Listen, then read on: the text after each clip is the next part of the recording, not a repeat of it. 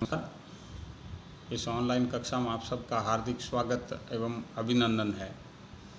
आज हम 10वीं कक्षा में पढ़ेंगे पाठ 5 कृपाराम खेड़िया, जिसका भाग 6, जिसमें 11वें और 12वें सोरठे का अध्ययन करेंगे। सोरठा 11, जिसका वाचन करेंगे।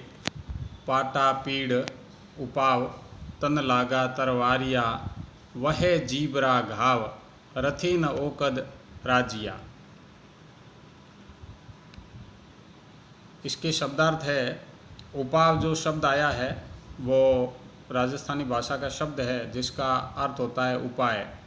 तन यानी शरीर, तरवार या तलवार, वह बहता रहता है, रति थोड़ा या तनिक, ओखद औषधि। प्रस्तुत ये जो सोरठा हमारी पाठ्य पुस्तक में संकलित कवि कृपाराम खेड़िया द्वारा रचित राजा सोरठा नामक पाठ से लिया गया है। और कवि ने इन सोरठे में कटु या अपमानजनक भाषा के प्रयोग से होने वाले कष्ट का वर्णन किया है कि कटु वचनों के द्वारा और अपमानजनक शब्दों के द्वारा सामने वाले व्यक्ति का किस प्रकार से अपमान होता है और उसको किस प्रकार का दुख होता है, उसका वर्णन किया है। इस सोरठे में कवि कहता है कि तलवार के घाव से या तलवार की चोट से शरीर पर जो घाव होता है या अन्य कोई चोट होती है तो उसको ठीक करने का तो उपाय है, किंतु कटु या अपमानजनक वाणी से ये हृदय में जो घाव होता है उसे ठीक करने वाली कोई औषधि नहीं है। व्याख्या का सार यही है कि इस सोरठे में कवि का कहना है कि तलवार या अन्य शस्त्र से अगर हमारे शरीर पर किसी प्रकार का कोई घाव होता है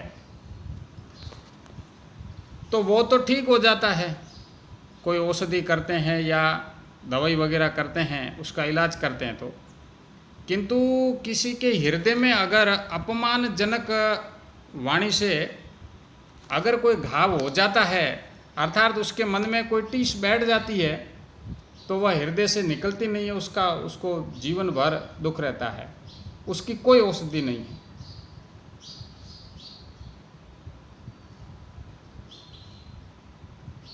ये तो मन में हो जाने वाला घाव है जो सदाई बहता रहता है और हर समय कष्ट दिया करता है, क्योंकि कटु वाणी या अपमानजनक भाषा के प्रयोग से होने वाला कष्ट मन में बैठ जाता है और वह कभी निकलता नहीं है, हर समय कष्ट देता है। दूसरा सोरठा है सोरठा क्रमांक 12 कि मूसा ने मंजार हितकर बैठा हेकण, स जाने संसार रसन रहसी राजिया। मूसा ने मंजार हितकर बैठा हेकण, सह जाने संसार रसन रहसी राजिया। इसके शब्दार्थ है। मूसा चूहे के लिए शब्द आया है, मंजार बिल्ली, हित मित्रता, हेकण यानी बिना सोचे समझे, सह सब या सारा, रस सुख या मित्रता का आनंद, नह नहीं और रहसी रह सकता है। प्रस्तुत सोरठा हमारी पाठ्य पुस्तक में कवि कृपाराम खेड़िया द्वारा रचित राजियारा सोरठा है, उस पाठ से लिया गया है। कवि ने इस सोरठे में जन्मजात शत्रुओं के बीच मित्रता नहीं निभ पाने का वर्णन किया है कि जन्मजात जिनमें शत्रुता होती है, जैसे चूहे और बिल्ली में जन्मजात शत्रुता है, इनकी मित्रता नहीं होती है और कभी हो भी जाए तो निभ नहीं सकती है, क्योंकि चूहे से थोड़ी बहुत भी कोई गलती हुई या कहीं चूक हुई तो बिल्ली उसका पूरा फायदा उठाएगी और उस चूहे को नष्ट करने के लिए ही वह प्रयासरत रहती है। व्याख्या इस सोरठे में कवि ये समझा रहा है कि मित्रता समान स्वभाव वालों के या समान गुणों वालों के बीच ही सफल और सुखदायिनी हुआ करती है। यदि कोई चूहा बिल्ली से मित्रता कर ले तो उसका परिणाम कभी सुखदायी नहीं हो सकता। सारा संसार इस बात को जानता है। कौन सी बात? कि मित्रता है वो समान गुण और समान स्वभाव वाले लोगों के बीच में होनी चाहिए और तभी वह सफल और सुखी होती है। अगर चूहा किसी बिल्ली से मित्रता कर ले तो चूहे के लिए वो मित्रता है, उसका परिणाम कभी सुखदायी नहीं हो सकता। इस बात को सारा संसार जानता है। क्यों? क्योंकि चूहा है वो बिल्ली का भोजन है। वह अपने बल पर बिल्ली से अपनी रक्षा नहीं कर सकता और मतभेद हो जाने पर बिल्ली उसे खा जाने में तनिक भी देर नहीं लगाएगी। अतः इन दोनों की मित्रता कभी भी नहीं निभ सकती है, क्योंकि इनके गुण और इनका स्वभाव समान नहीं है। अतः उनमें मित्रता नहीं निभ सकती है।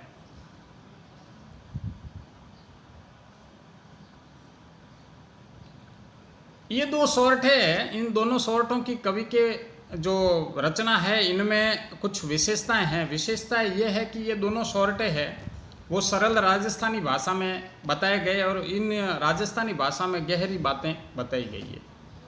शैली में उपदेश को परामर्श है, यानी उपदेश व परामर्श है। उपदेश के रूप में जो ये सोरठे बताए गए हैं ये शैली उपदेशात्मक है।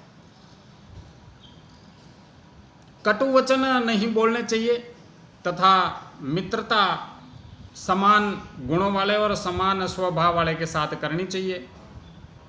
पाटा पीड़ इसमें प वर्ण की आवृत्ति है तथा रह सी राज्य इसमें र वर्ण की आवृत्ति एक से अधिक बार है। अतः इनमें अनुप्रास अलंकार है। अनुप्रास अलंकार पहले भी बताया गया है कि एक ही वर्ण की आवृत्ति जब एक से अधिक बार हो तो वहाँ अनुप्रास अलंकार होता है। पाटा पीड़ तो इसमें प की जो आवृत्ति है 2 बार हुई है। रहसी राज्य में र की आवृत्ति 2 बार हुई है। एक से अधिक बार जहाँ आवृत्ति होती वहाँ अनुप्रास अलंकार होता है।